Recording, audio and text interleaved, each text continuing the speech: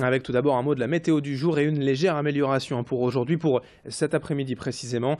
Quelques nuages quand même ce matin, le retour du soleil pour cet après-midi et pour demain, pour les prochains jours. Côté température, à peine 19 degrés en revanche pour les maximales cet après-midi, cela reste frais.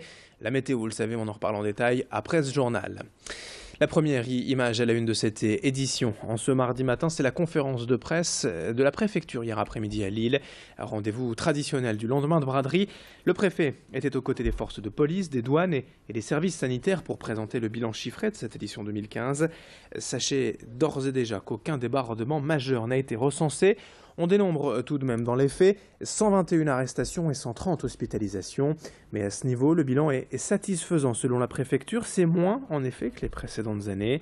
Pour ce qui est des contrôles d'hygiène, 1 tonne de marchandises a été saisie, soit un peu moins que l'an passé. En revanche, au niveau des contrefaçons, 63 exposants ont été verbalisés et plus de 12 000 objets ont été confisqués, un chiffre en légère hausse. De manière générale, les services constatent de plus en plus une véritable responsabilisation du public. C'est donc forcément positif, selon le préfet du Nord, Jean-François Cordet, que l'on écoute au micro de Pauline Lermite. Les contrôles ont été effectués normalement. Vous avez vu qu'il y avait beaucoup de monde, notamment rue Masséna, rue Solferino. Les rues avaient été piétonnisées, donc je pense qu'on est dans un système de contrôle qui est différent des années précédentes. Je pense aussi qu'il y a une autodiscipline qui s'est mise en place progressivement. Alors elle n'est peut-être pas à la hauteur du nombre de contrôles, mais il y a une vraie autodiscipline qui s'est mise en place au cours de cette braderie. Aussi bien d'ailleurs dans le domaine de l'alcoolisation que dans le domaine de la sécurité de manière générale.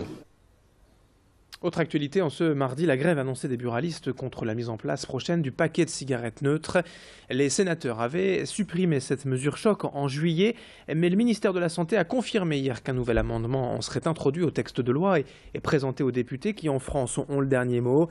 Les buralistes de la région sont donc mobilisés aujourd'hui. Ils ont prévu de manifester ce matin à Lille dès 9 h devant leur fédération avenue Kennedy. Puis ils vont marcher vers la Grand Place et vers la préfecture.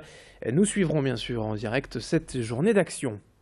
Autre info en bref ce mardi, après l'agression d'un guichetier de la Poste à Roubaix samedi matin, les agents ont fait valoir leur droit de retrait et plusieurs bureaux étaient fermés hier à Roubaix. 3 précisément, le bureau principal, Grande Rue et Épeule. Ils resteront fermés aujourd'hui toute la journée. Samedi donc, pour rappel, un guichetier avait été violemment giflé par un client mécontent selon le journal Nord-Éclair. En attendant demain matin, les autres bureaux de poste roubaisiens seront bien ouverts aujourd'hui. 7h18, en direct sur Grand Lille TV, ce matin une autre image. À présent dans l'actualité, le réseau Entreprendre célébrait hier soir les lauréats de sa 29e promotion. Cette association vise à favoriser le dynamisme économique de la région en soutenant notamment des projets ambitieux ou innovants. Exemple avec les 3 lauréats élus cette année. Les critères recherche et développement ont particulièrement compté dans le choix du jury. Ces 3 projets vont désormais bénéficier du réseau Entreprendre pendant 3 ans. Des conseils gratuits et des aides financières, notamment des prêts sans intérêt, sans dépôt de garantie. C'est un vrai plus pour aider au développement de ces projets. On écoute ainsi la directrice du réseau Entreprendre Nord, Véronique Delannoy. Elle nous présente cette promo 2015 au micro d'Idil Gunaï. C'est une promotion qui est assez variée. On a un tiers de repreneurs et 2 tiers de créateurs.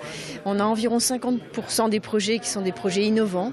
On a quelques femmes, 5 femmes, ce qui est dans les projets à potentiel un chiffre relativement en progrès par rapport aux années précédentes. Souvent les femmes sont sur des projets petits, de petite taille, donc ce n'est pas dans notre cible. En revanche, les projets à potentiel qui sont parfaitement dans notre cible sont assez rarement portés par des femmes. Mais cette année, on a beaucoup de chance, on en a 5. Et ce sont forcément des personnalités assez marquantes, on va dire. On enchaîne dans cette édition avec une autre forme d'information, une idée pour préserver, nettoyer l'environnement de manière simple. Depuis 2 ans déjà, un enseignant-chercheur de l'université de Lille 1 a développé un étonnant système de collecte des canettes aluminium grâce aux oiseaux. Les corvidés de manière générale et les pies en particulier sont concernés. Christophe Vierena a donc développé son idée et depuis plusieurs mois, il a tout simplement mis au point un système pour faire comprendre aux oiseaux qu'en échange de canettes déposées sur le toit de la faculté, elles recevraient un peu de nourriture. Tout cela s'est fait évidemment de manière progressive durant plusieurs mois, mais désormais toutes les PI ou presque du campus s'y mettent par mimétisme. Il y a peut-être un problème éthique à faire ainsi travailler des animaux, diront certains, mais Christophe Viren, lui, veut développer cette idée pour aider la planète à se débarrasser de ses polluants. Idil Gunay a rencontré ce professeur. On a fait une machine très simple qui, pour l'instant, a permis de conditionner la pie à amener des canettes vides bien sûr, sinon ce ne sont pas des déchets, et que l'on a écrasé pour qu'elle puisse les saisir par le bec. En quelques mois, on a eu au moins une pie, puis une deuxième l'année suivante, qui est maintenant capable de prendre une canette jusqu'à 70 mètres, voire à 4 étages plus bas, au pied du bâtiment, pour la ramener, pour être récompensée. Et puis une info sport pour terminer ce journal, c'est ce soir la reprise du championnat de France de tennis de table féminin. On parle bien sûr du CP Lille Métropole de première division, là à Pro A.